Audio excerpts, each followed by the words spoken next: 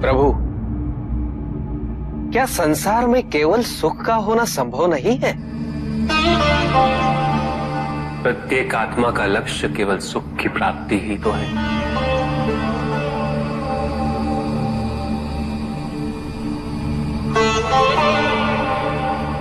परमानंद की प्राप्ति।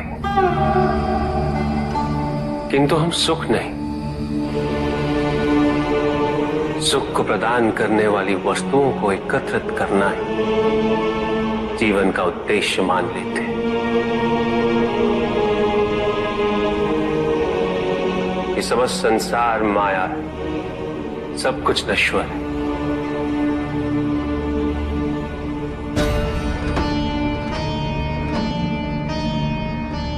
जिन वस्तुओं को हम सुख का स्रोत समझकर एकत्रित कर रहे हैं, वो सदैव नहीं रहेंगे। जो व्यक्ति सत्य को जानते हुए भी लोभ का परित्याग नहीं करते, वो सदैव इन्हें खोने के भय में जीते।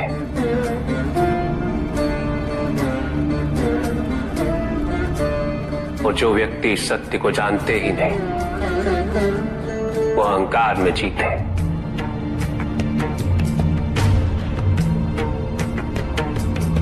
और जहां अहंकार और भय उपस्थित हो, वहां सुख कैसे रह सकता?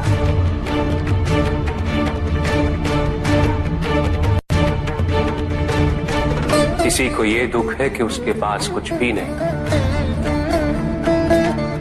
और जिसके पास सब कुछ, उसे ये दुख है कि पाने को कुछ शेष नहीं। सुख को हम स्वयं अपने दृष्टिकोण से परिभाषित कर देते हैं, जबकि वास्तविकता इससे भिन्न है।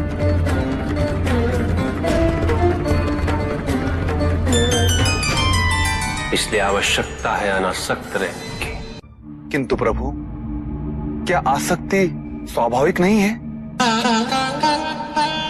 पर दुख का मूल कारण भी तो यही है ऋषि भृगु। आसक्ति हमारे मन की शांति को छीन लेती, उसे भंग कर देती।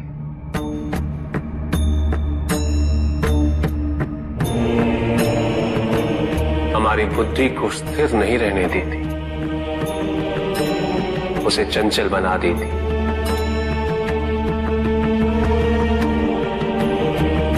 आसक्ति से प्रमाद की उत्पत्ति होती, प्रमाद मद होता है,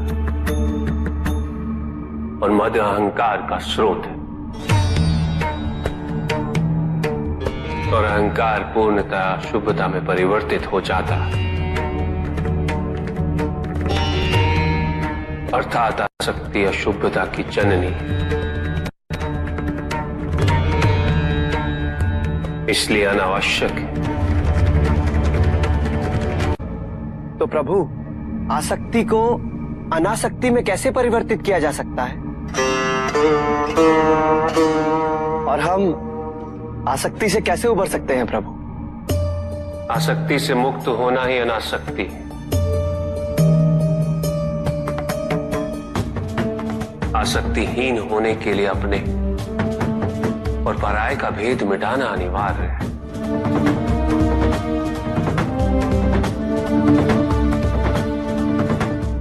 और यह तभी संभव होगा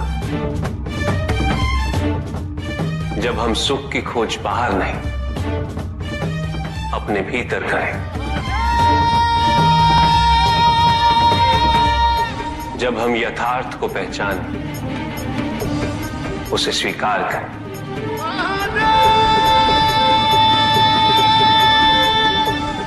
हम अपने सुख को सांसारिक तत्वों से परिभाषित नहीं करें।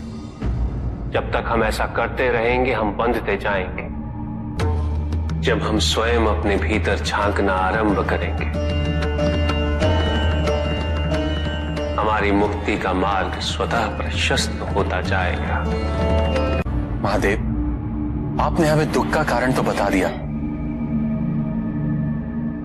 किंतु हम भाई के बारे में भी जानना चाहते हैं।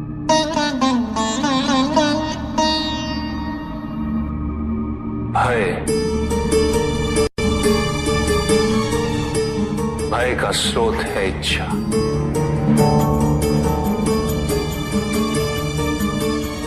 पाने की इच्छा होगी तो उसे खोने का भय भी होगा।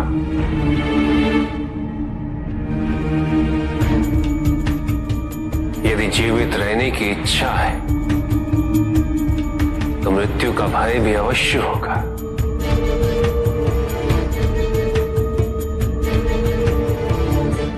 किंतु केवल मनुष्य ही नहीं, देवता, गंधर्व सभी इस भय से ग्रसित हैं।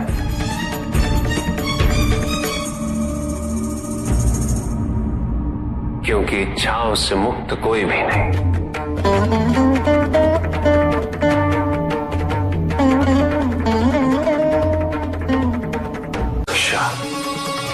ईर्ष्या, द्वेष और निंदा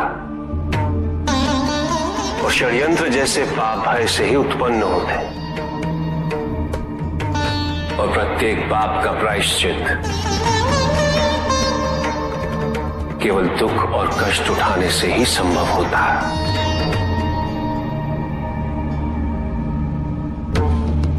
इसलिए भय भी अंत में दुख का कारण बन जाता है।